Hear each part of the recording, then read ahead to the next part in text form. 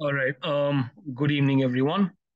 So, as I had mentioned previously, we'll be beginning with democratic politics in political science, and this is the first set of tutorials that I am making for this chapter. Initially, this is the beginning of the chapter, so I will request all of you to kindly go through it. This is the first tutorial in this series, and I would very quickly share my screen. Please have your political science notebooks with you, your pens while you are watching this tutorial so that as we go along, you can make your notes and you can revise them later on.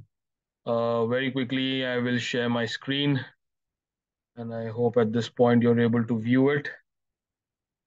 And here we are, right? So I'm going to share I'm going to go on the full screen mode, right? Democratic rights is the name of this unit. And let us first go through the things that we are going to be exploring. So essentially, this chapter begins with three case studies, right? There is a case study of the Guantanamo Bay, which is one of the world's most infamous, notorious prisons operated by the one and the only United States of America.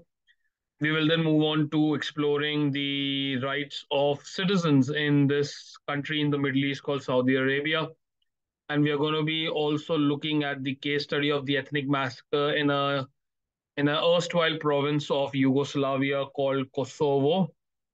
Then, after having dealt with these case studies, we will try to explore what exactly are rights, why are they important in a democracy, what is it that they're serving, what purpose are they, what purpose do they really serve, and then eventually we will move on to some of the most important rights in our institution, in our constitution, rather, my apologies. We have, of course, the right to equality, the right against exploitation, we have the right to freedom, we have the right of freedom to profess our religion, right? We have cultural and educational rights, and we also have right to seek constitutional remedies, but we are not going to look at that at this point of time. And then how do we secure the rights that are available to us, and how do we expand the scope of the rights that are available to us are some of the major and broad themes that we will be looking at uh, in this unit. So without wasting any more time, I am going to jump into the case study of the Guantanamo Bay. So you need to understand something very important before the beginning of the tutorial itself, that the the word Guantanamo Bay, right? So it is essentially a maximum security prison. I would almost call it a labor camp of sorts, which is off the east coast of the United States of America. It is near Cuba, right? And it is a region that is heavily under the United States influence and is controlled, in fact, by the United States Naval uh, Authority, the Navy of the United States of America. And this particular prison is very closely linked to the 9/11 terrorist attacks that were led by Osama bin Laden, the Al Qaeda, right, way back in September the 11th, 2001, right? So Guantanamo Bay as a prison was established next year, very next year, in fact, in 2002. And during this point of time, more than 600 people, mostly Muslims, they were picked up by the United States, secret forces, the military from all across the world, right? You name it. From India, from Afghanistan, from Pakistan, from Syria, from Algeria, from all these Arab nations, from Saudi, from wherever, right? And they were all stuffed in this prison called the Guantanamo Bay. No explanation initially was given by the American government for picking these people up. It almost looked like literally people being kidnapped. You know, this is what the United States is. This is the kind of nation that it is. It is a bully through and through, right? And this is something that I have maintained for a very long period of time. What a dreadful nation it is, right? And later on, they gave this clarification, so-called clarification, that all these people who they have picked up apparently are all enemies of the United States of America because, of course, they're all Muslims. And since they're all Muslims, they are in some manner or the other linked to the 9/11 attacks that happened in the on the New York trade towers in 2001, in which many people had lost their lives. Right, the airplane had crashed into the towers. It's a living horror, which still continues to live on in the minds of many people. Right, so they pick up these 600 odd people, and funnily enough, United States didn't think it was important to tell the countries, like if they're picking people from Afghanistan, they didn't bother informing the Afghani government, and you know what, we're picking your people up, or they didn't bother informing the Irani government or the Iraqi government or the Syrian government or the Palestinian government or whatever it is. And you know what, we're picking your people up for interrogation because they're suspects in the terrorist attack. They just picked them up. The families of these people, worse, they're not informed. They got to know through the media that, you know what, our people are there. The media eventually found the list of people who were held captive in Guantanamo Bay, and they released the list, and people got to know through that. Right. Nobody, literally nobody was allowed at Guantanamo Bay. The families were not allowed. United Nations diplomats were not allowed, and apparently United Nations works towards maintaining world peace. The last I remember, they were also not allowed to meet them. Uh, and worse, these prisoners were not given basic rights for a fair trial. There was no court case that was registered. There was no due procedure of law that was followed. Right. But the military arrested them. They tortured them. They brutalized them. They beat them. They did a lot of ugly things at Guantanamo Bay. And you know, you can actually watch complete documentaries on YouTube on Guantanamo Bay, and the kind of horrors that people face there. Right. So their basic rights per se that even prisoners of war essentially get, right, in a wartime situation, the rights that even they are eligible for, they were not being granted those either. And then of course there is this NGO. I mean NGO. What can we call it? It's a human rights organization called Amnesty International, a well-known advocate of human rights across the world. Right, it did this report. Of course, they were also not allowed to go. They speculated and they made this report on the conditions of prisoners who were lodged up in Guantanamo Bay.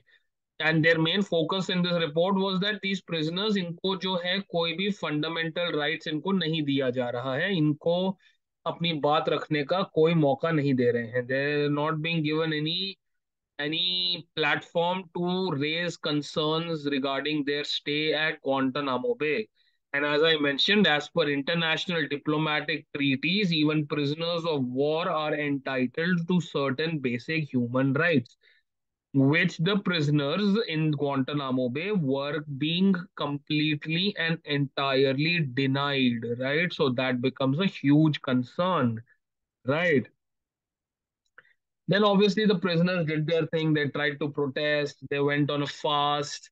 But that is the maximum that you can do, right? And even when they were declared as not guilty, eventually some of them they were still holed up there, right? There was no one who was letting them leave.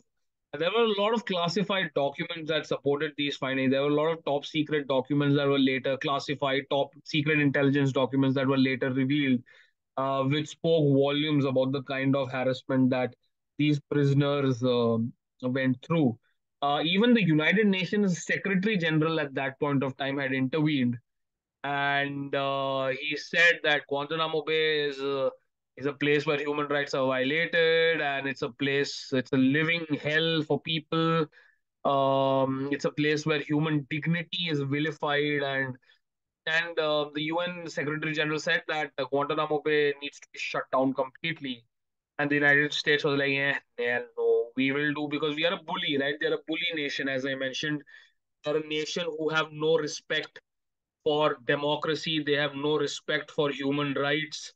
They have absolutely no regard for the sovereignty of other nations. They do as they please. They think that they're the masters of the world, right? Which they are not, right? And of course, the US government refuses to accept any of these pleas. I hope you're able to understand the case study of Guantanamo Bay. I would recommend that you read up further on it. Right. So this was the case study of the Guantanamo Bay. What I wanted to keep in mind is the rights aspect over here, and how the rights that were supposedly, you know, they should have been ideally given to the prisoners, they were not given to them. So please do keep that in mind as we move on to the next segment, which are citizens' rights in Saudi Arabia. So now, see, Saudi Arabia is a unique country. So you need to understand also fundamentally Islamist in nature they are. The official religion is Islam. The two of the most holiest sites in Islam, that is Mecca and Medina, are in Saudi Arabia. So there is a very little to do with citizens' rights there. Not to mention the fact that apart from being an Islamic nation, which follows the dictums and the protocols laid down in Islamic laws, there is also this concern of it being a monarchy and not a democratically elected government, right? So there is no democratically elected government of representatives, right? No member of parliament, no member of legislative assembly situation in Saudi, right? So obviously the country is ruled by a king who's hereditary, right? Bete, king ka beta, uska beta, bete ka beta, bete ka beta ka beta will become the king, will become the sheikh, right? The crown prince and all that, and people do not have any role to play in that. They cannot elect their own representatives, and it is the king who eventually will choose his own legislature and his own executive, right? So Saudi does have a legislature, obviously. Everybody makes laws, तो laws के लिए legislature चाहिए, लेकिन India में अपना legislature, अपने members of parliament, अपने members of legislative assembly हम लोग खुद चूज करते हैं, कोई हमारे लिए चूज नहीं करता है, ठीक है? But over here the emperor और the king select both the legislature as well as he appoints the executive, as well as he appoints the judges, right? And the decisions who are taken by the judges are not binding on the king.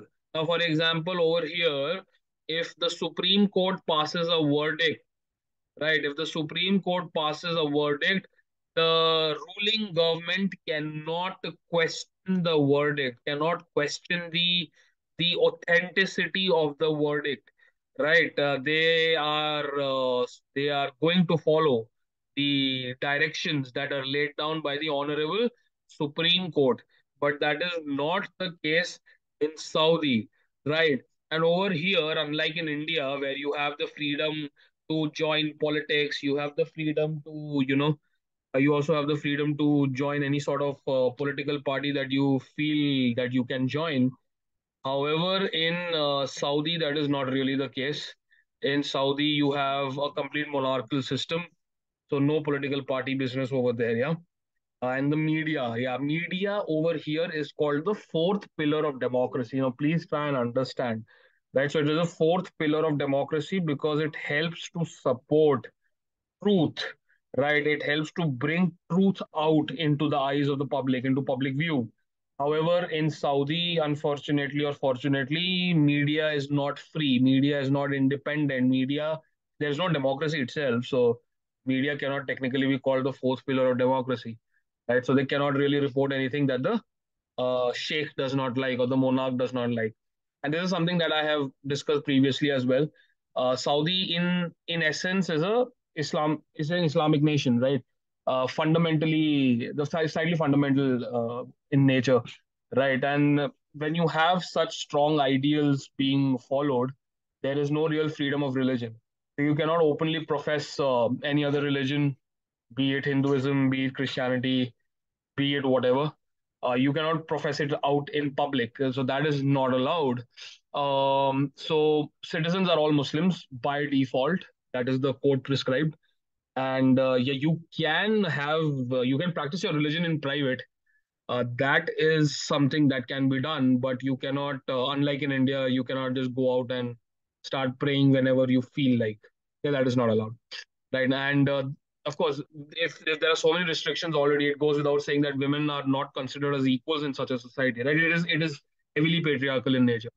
Not just is it patriarchal, but even in terms of the rights that are granted, the rights that are granted to men are far, far more than the rights that are granted to women. There are a lot of public restrictions that are laid on the movements of women as well. And even in court cases, right, when women are asked to give the testimony, and if they're fighting against a man, it is only when two women give the testimony, it is considered to be equal to that of one man. So it is two is equal to one. Two women is equal to one man. Is the math that the Saudis are trying to apply here, right? So I hope this makes sense. So again, I want you to think, right? I want you to analyze this from the perspective of the democratic rights that all of you enjoy in this wonderful country known as India. Because if you note and if you observe, every single point over here is negated when it comes to our context. Our country is not ruled by a hereditary king. We are a democratic republic, right? We are socialist, secular, democratic republic. We are sovereign as well. We play a major role in electing our representatives. We are the ones who choose the legislature and then indirectly the executive. Of course, we do not appoint the judges, but the appointment of judges is done through a very unique system known as the collegium system, in which the legislature plays a minimal to zero role almost. And then we can form our own political parties, we can form our own organizations, we can participate in elections, we can think, we can aspire to become politicians, we can aspire to become policymakers, right? We can aspire to do a whole lot of things which we cannot in a fundamentalist nation like Saudi Arabia. Right. And then, of course, goes without saying that you do have freedom of religion here. You do have the freedom to not only profess your own religion, to follow the principles of your own religion, but you also have the freedom to not follow any religion should you wish to. Right. And over here, there is no requirement for any citizen to follow one particular code. You can follow any code that you feel fits well with your life or something that you're inclined towards. And even though we are struggling with women equality, but we do not have as many restrictions in India on women as we have perhaps, say, in a country like Saudi. Right. So I want you to think about these points. I want you to make a note of them as well. And on that note, I will end this particular tutorial here. In the next segment, we will observe and we will analyze. That would be our learning objective. That we would analyze the ethnic massacre that took place in this tiny little province called Kosovo in erstwhile Yugoslavia. And Yugoslavia, as you all are aware, was split in the year 1991 with the fall of USSR and all that. So we will probably take it up from there.